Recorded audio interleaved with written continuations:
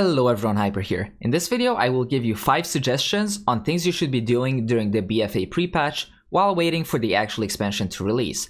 These are in no particular order since everything is subjective.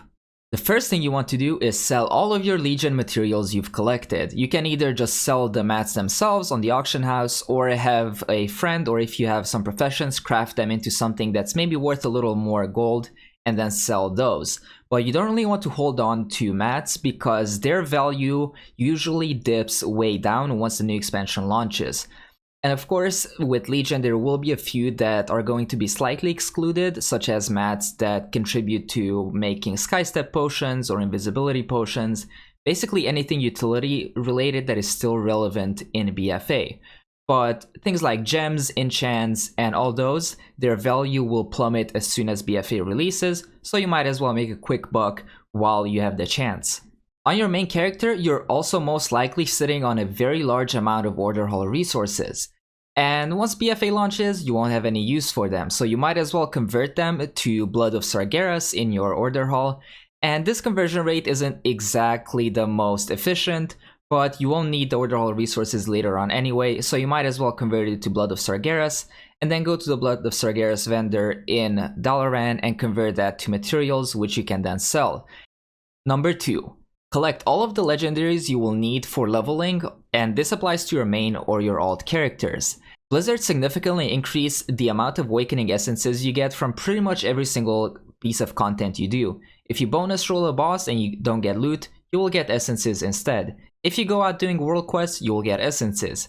If you do a Mythic Plus, you will get essences. So in a very short amount of time, you will be able to pick up those 2 or 3 crucial legendaries you will need to level on basically any alt that might not even have any gear. The top legendary I suggest getting on basically every single character is Sephuz, because you're able to proc it every single time you move from pack to pack. Unless haste is not good for your spec, in which case you might want to stick to other legendaries. In general, movement speed legendaries are much more beneficial while leveling than those that actually output damage, because moving between packs quicker and more efficiently, allowing you to pull more mobs, will actually speed up your leveling process way more than doing a little bit of extra damage. Number 3. You might want to stock up on leveling utility items. The later on we go in the pre-patch, the more expensive these typically get. So you will want to get Prolonged Power, Augment Runes if you don't have the Infinite one from the Reputation. Drums are also pretty nice for dealing with elites or named mobs. Food or Feast depending on how much gold you want to invest here. And then utility potions such as Skystep, Avalanche, and maybe even Invis Elixirs if you want them. And obviously Goblin Glider kits. All these items just contribute to slightly increasing your leveling speed, and if you're looking at getting ahead of everyone or getting to cap quickly to enjoy the max level content, then I definitely recommend picking these up. Number 4.